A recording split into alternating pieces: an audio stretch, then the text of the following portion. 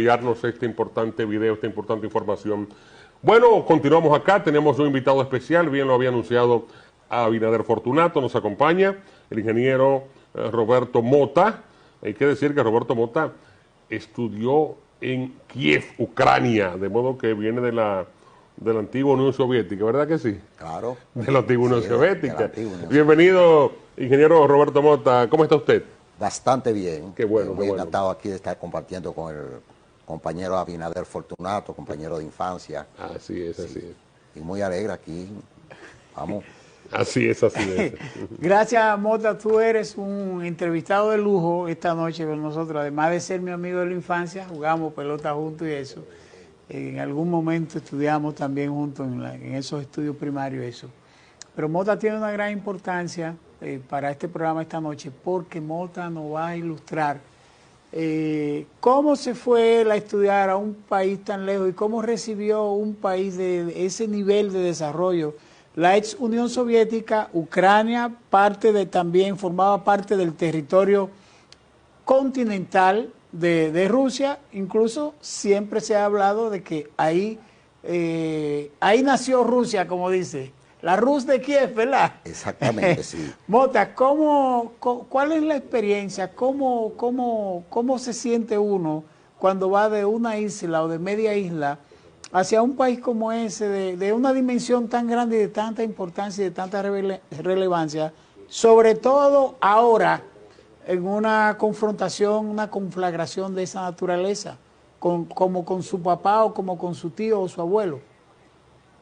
Bueno, mira, primero yo me fui por un programa de beca que tenía el Partido Comunista de la Unión Soviética, de Dominicano, el PSD. Sí, que lo hacían junto con el Partido Comunista de la Unión Soviética.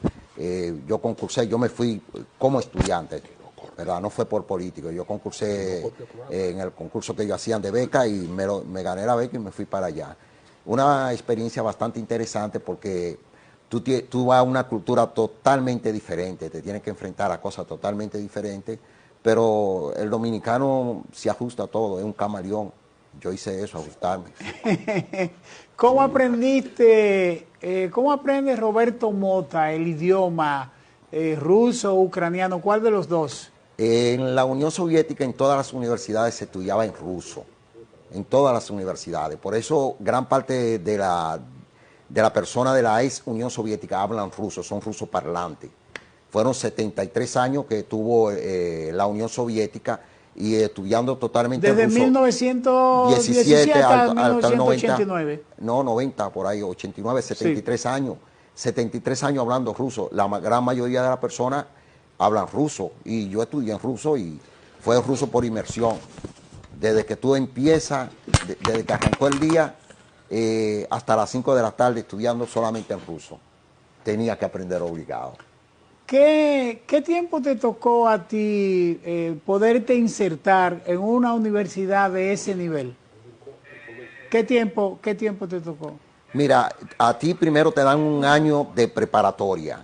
En ese año te dan introducción a todas las materias. Tú das física, matemática, gramática, literatura. Da todo en ruso para prepararte. Después tú entras a la universidad como un estudiante ruso. Tiene un poquito de dificultades, pero después tú te adaptas. A mí me era indiferente leer en ruso que en español, pues yo leía mucho. El sedimento, Mota, de la educación dominicana, ¿cómo pudiste adaptarlo?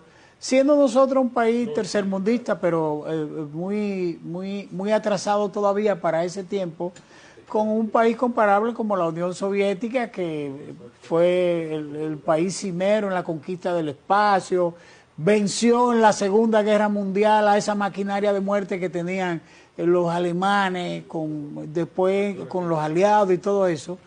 Pero, ¿cómo se inserta un estudiante dominicano con toda esa falencia del tercer mundo, no solo de la educación propia de la República Dominicana?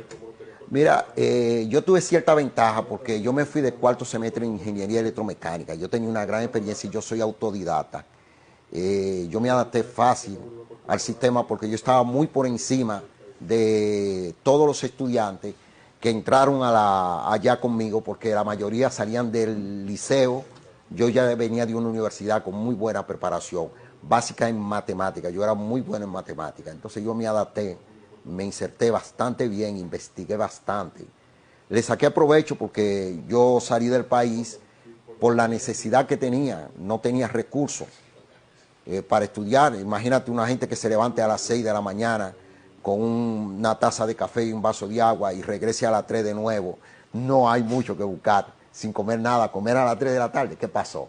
Entonces yo vi esa oportunidad y como estaba allá, me dieron la oportunidad de estudiar y le saqué bastante provecho.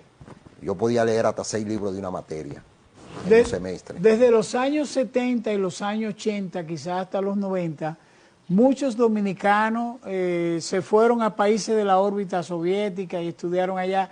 Ahora eso ha disminuido bastante, ya no hay tanta participación. E incluso me atrevo a decir que República Dominicana nunca aprovechó todos esos profesionales. La mayoría se fueron de nuevo a Estados Unidos o se quedaron en Europa. Sí, incluso nosotros tenemos 2 hermanos que son dirigentes de plantas atómicas en los Estados Unidos. Okay. Hay muchos que trabajan en la NASA.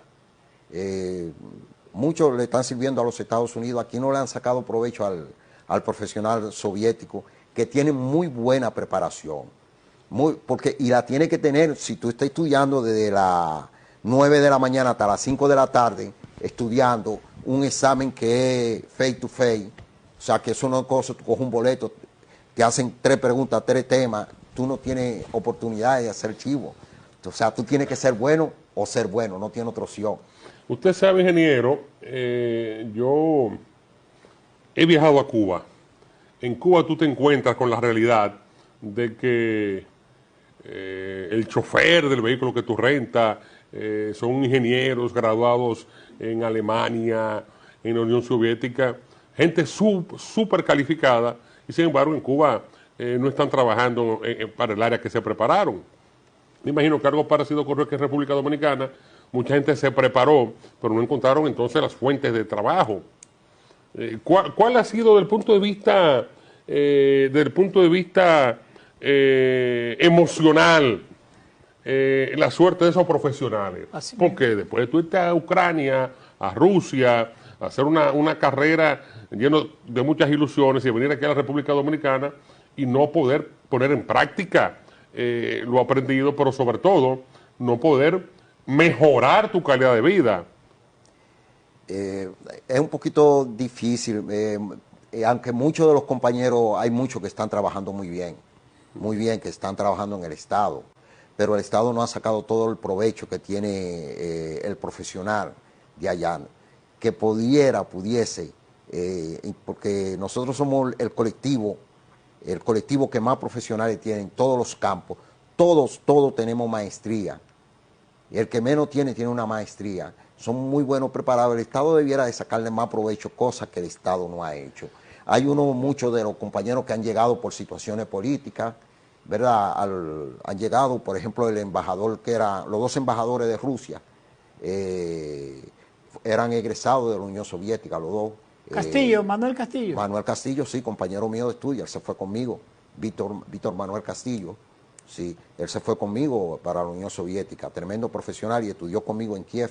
Y Jorge Luis Alvarado también estudió conmigo en Kiev. Alvarado, yo lo conozco, Alvarado. Sí, Alvarado. Sí. Sí, no sabía que había estudiado allá. Un especialista en temas internacionales, Alvarado. Sí, ese es mi hermano. Y lo peor de Mota, y hago el comentario porque me duele bastante, es que las universidades nuestras, dominicanas, en República Dominicana, incluso la universidad estatal, muchos de todos esos profesionales que la universidad debió acogerlo por mezquindades, por pobre visión de país también en la parte educativa, en la educación superior, ni siquiera muchos profesionales de eso pudieron insertarse aquí para dar clases. Hay muchos dando clases, por ejemplo en INTEC, hay muchos profesionales de la Unión Soviética. En la UAS hay mucho también. Okay. O sea, no crea las universidades no lo han despreciado. ¿No le cerraron la puerta? No, al contrario. Mira, el ministro de Energía y Minas no estudió en Rusia. No, en Inglaterra. Ah, en Inglaterra, En Inglaterra. Ok. Yo pensé que había sido en Rusia. El gran amigo nuestro. Quedó de venir al programa, estamos esperando todavía. Te quiero preguntar algo, Mota. Tu impresión sobre el origen de este conflicto tan terrible que mantiene en vilo al mundo, incluso con las amenazas de un polo y de otro polo, para la posibilidad de una guerra nuclear que yo digo que no se va a dar. Mientras los rusos y los norteamericanos todavía, y parte de los europeos, todavía estén viajando juntos hacia la Estación Espacial Internacional, es decir, la comunidad de inteligencia de Estados Unidos y de Europa, viajan juntos, yo creo que esa posibilidad siempre parece que solamente es una carga de oratoria y de ¿verdad? Sí. Bueno, mira, el tema de la guerra de Ucrania a mí me golpea muy fuerte. Primero porque yo me siento ser ucraniano.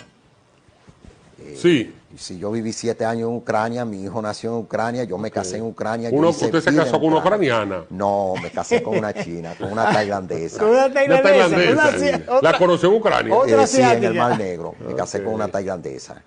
Usted gourmet. Sí. Entonces, yo tengo un hijo que es, por jus soli, es ucraniano. Okay. Y, aunque él puede optar por la nacionalidad rusa también. Y por jus sanguinis dominicano. Dominicano y tailandés por jus sanguinis. Y quizás chino también porque sus abuelos son chinos. Sí. Wow.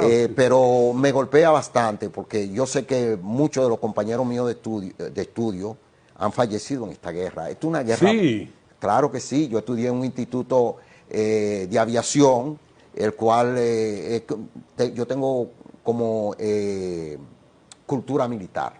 Okay. Porque es un instituto de aviación y ahí todas las cosas es como si fuera un militar, aunque yo soy civil.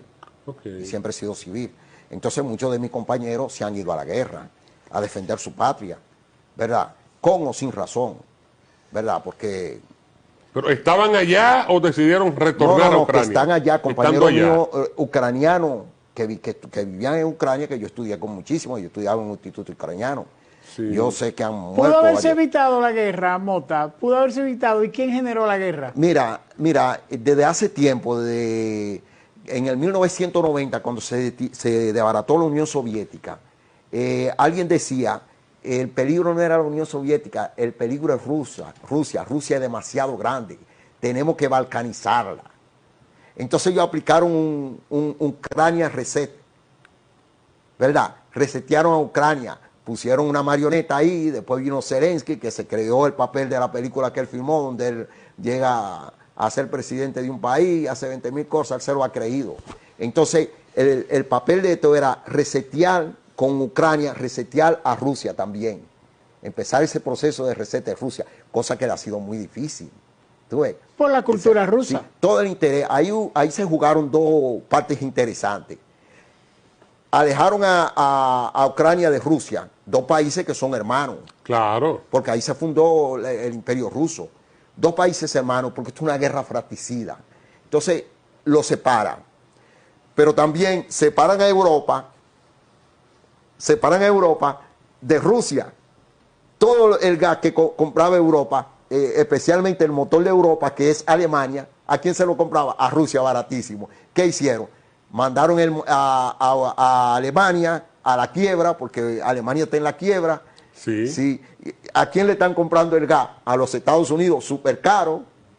¿Quién le está vendiendo el arma? Lejísimo también. Sí, porque es para vender el gas natural se lo tiene que vender en estado líquido, el gas. Y para tú lograr que el gas natural se mantenga en estado líquido, tú lo tienes que meter como a menos 63 grados bajo cero. Tú necesitas unos tanqueros especializados. Sí, entonces trasladar eso desde los Estados Unidos hasta allá, que los Estados Unidos no tiene la producción para mantener a Europa, pero está haciendo tremendo negocio. Claro. Pero ahí se da un problema también con ese negocio que tiene los Estados Unidos, que le está sacando beneficio. Es que los Estados Unidos, ¿cómo que tiene el gas? Por fracking, lo que quiere decir que tiene poco gas, que mañana lo va a necesitar. Y ese es un problema, y ya los Estados Unidos está viendo eso y se está amarrando. Ahí tiene Alemania tremendo problema económico, lo tiene toda Europa. Y la mayoría de Europa también. Claro que sí, cogido. Fue el gran negocio que hizo los Estados Así Unidos. es, vende gas caro, vende armamento, vende todo. Y yo estoy por aquí diciendo, hey, cuidado si se meten en una guerra con Rusia, que yo no voy a participar. Como siempre, los Estados Unidos arman su lío y se sale del problema. Y vende las armas de fuego, vende las botas, vende los pertrechos militares, vende todo. la pasta dental que se le da a los soldados, el champú, el jabón y todo, la medicina. Gran negocio, sí. Y a través de la OTAN los obliga a comprar sus grandes armas, vacía sus almacenes y todas esas cosas. Que dicho sea de paso, Nikita Khrushchev en el 1954 le encargó a Molotov que hicieran negociaciones para él entrar a la OTAN. Y el presidente de los Estados Unidos, que tiene un nombre rarísimo ahí. Eisenhower. Sí, ese mismo dijo, ¿estarán los ruski hablando de serio? ¿O es un ardid de ellos? Y le sacaron pie. Después Gorbachev también le dijo, pero ven acá, si la OTAN estaba contra la Unión Soviética ya no existe. ¿Qué sentido tiene? Es cierto. Vamos a unificarnos. También le sacaron pie. Y Putin en el 95 le dijo a Clinton, óyeme, ¿qué tal si nosotros entramos a la OTAN? Ustedes nos recibirían. Dice, se ve interesante. Al otro día le dijo, yo me reuní con mi equipo y decidimos que no. O sea, que la OTAN nada más existe para la Unión Soviética, para Rusia, para pelear con Rusia. Sí. Que la OTAN es una institución bastante interesante. Ella está para protegerse de los mismos daños que ellos hacen. Porque ella es la que provocan todo. Y cuando tú hablabas del grupo Hamas, ¿quién es ese grupo? ¿Quién lo creó? Israel. Aparentemente. Sí, para contrarrestar la fuerza del Frente de Liberación de Palestina. De la OLP. La Frente de Liberación de Palestina. La cree y ahora ellos se le viran. ¿Y qué ha salido a la luz pública que publicó el señor ese de Netanyahu? No, de Licky, ¿cómo que se llama? Los Liquid Paper. Sí. Que Wikileaks. publicó que la ISIS la había formado los Estados Unidos. Sí. Bueno, sí. Sí, eso la sí. ISIS. Imagínate tú que la ISIS es un grupo musulmán extremista, ¿verdad? ¿Y por qué nunca ha atacado a Israel ni a los Estados Unidos? Pregunta un amigo televidente. La geopolítica es un negocio, un gran negocio de las grandes potencias. Claro que sí. Las crisis en los países, estas grandes naciones lo capitalizan. Claro. O sea que esa guerra de Ucrania y Rusia, todo el mundo pensaba que no va a durar tanto tiempo, que era una cuestión de 3, 4, 5 meses, porque Ucrania no tenía el armamento militar para hacerlo, pero los Estados Unidos... No, la Ucrania sí lo tenía. A Ucrania, cuando hicieron los acuerdos de Minsk, a Ucrania lo pertrecharon como el ejército más poderoso de la OTAN. Ucrania era un miembro de facto de la OTAN.